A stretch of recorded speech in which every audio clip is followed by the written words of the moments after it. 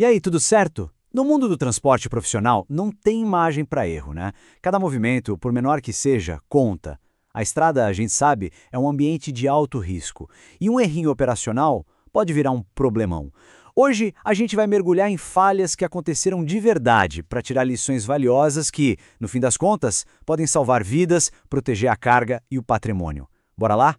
Então, como vai ser a nossa conversa? Primeiro, a gente vai falar da tal crise da contaminação.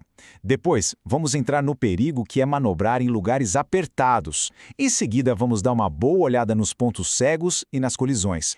E para fechar com chave de ouro, a gente junta tudo num checklist de segurança bem prático. Fechado? Olha só essa cena. Parece uma coisa do dia a dia, né? Um caminhão, um carro ali do lado, uma simples mudança de faixa, mas é aí que mora o perigo. Essa manobra, que parece tão inofensiva, vira um acidente num piscar de olhos. É essa imagem que serve de gatilho para a gente entender como a rotina às vezes pode nos trair. Então, a grande pergunta que fica é: o que foi que deu errado aqui? E mais importante ainda, o que a gente aprende com uma situação dessas? É isso que a gente vai descobrir agora, analisando não só este caso, mas vários outros.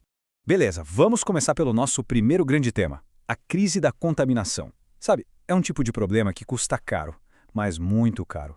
E o pior de tudo, é totalmente evitável. Geralmente acontece quando o básico do básico é deixado de lado na hora de descarregar os produtos. 8.500, pensa só nesse número. É a quantidade de litros de combustível que foi para o ralo, contaminado, por causa de um único erro. É um número que assusta, né? E mostra o tamanho do estrago que uma falha operacional pode causar. Por isso que seguir o protocolo certinho não é besteira, é fundamental. E o pior é que isso não aconteceu uma vez só não. Olha aí esses dois exemplos. Num caso, em Votorantim, misturaram etanol com diesel S10.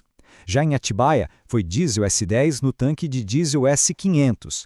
A raiz do problema nos dois casos? A mesmíssima. Faltou aquela conferência básica do produto antes de começar a operação.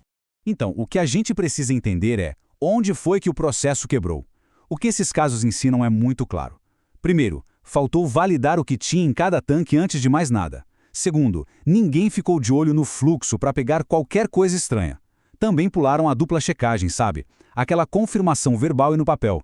E para completar, a prática super arriscada de abrir vários tanques de uma vez só, o que é um convite para o erro. Cada uma dessas falhas é uma barreira de segurança que foi simplesmente ignorada.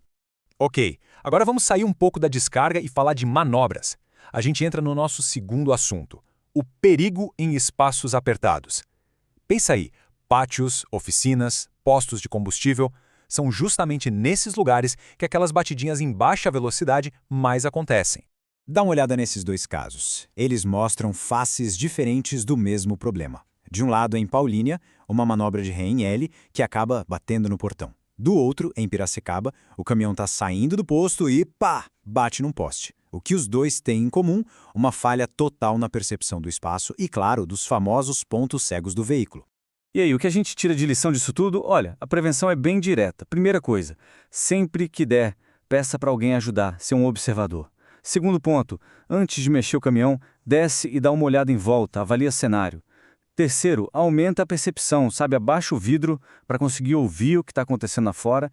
E claro, tem que conhecer bem os pontos cegos do caminhão e usar toda a tecnologia disponível.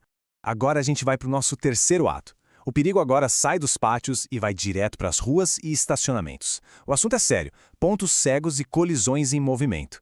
É aquele momento em que ter noção do que está ao redor é absolutamente tudo. E olha só como o padrão se repete, só que em cenários diferentes. De um lado, a mudança de faixa, o caminhão invade o espaço de um carro que estava bem ali no ponto cego. Do outro, um caminhão saindo da vaga e colidindo na lateral de outro que estava parado. A falha que conecta tudo isso é simples, não checar tudo em volta antes de se mover. Isso tudo nos leva para alguns princípios que são a base da direção defensiva. Primeiro, lembrar sempre da responsabilidade que o veículo maior tem com o menor. Segundo, usar bem os retrovisores o tempo todo, ajustando para acabar com os pontos cegos. Terceiro, manter uma distância segura, principalmente no trânsito lento, é vital. E a regra de ouro: nunca, jamais, achar que o caminho está livre. A checagem visual é obrigatória, sempre. Essa frase aqui resume perfeitamente o que está por trás de muitos desses acidentes. Negligência, no fim das contas, não é maldade. É só a falha em verificar, em dar aquela confirmada. É aquela suposição perigosa de achar que se não estamos vendo nada, é porque não tem nada ali. Beleza, a gente viu um monte de lições até agora. Mas a pergunta é, como a gente transforma tudo isso em ação, na prática? É isso que vamos fazer agora, na nossa parte final. Montar um checklist de segurança definitivo, um guia prático para o dia a dia. Então, tá na mão, um resumo bem prático. Se o risco é na descarrega de produto, a ação é validar o conteúdo de todos os tanques. Se é manobra de ré, tem que usar um observador e checar os pontos cegos. Na mudança de faixa, a regra é clara. Na dúvida, fica na sua faixa, não avança.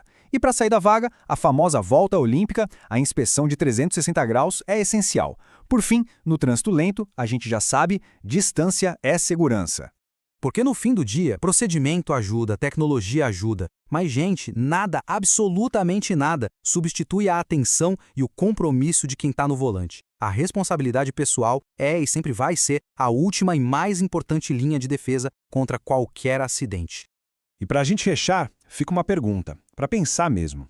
Depois de tudo isso que a gente conversou, qual é aquela única checagem, aquele único hábito novo de segurança que cada um pode começar a adicionar na sua rotina a partir de agora? Fica aí a reflexão, porque a segurança tem que vir sempre em primeiro lugar.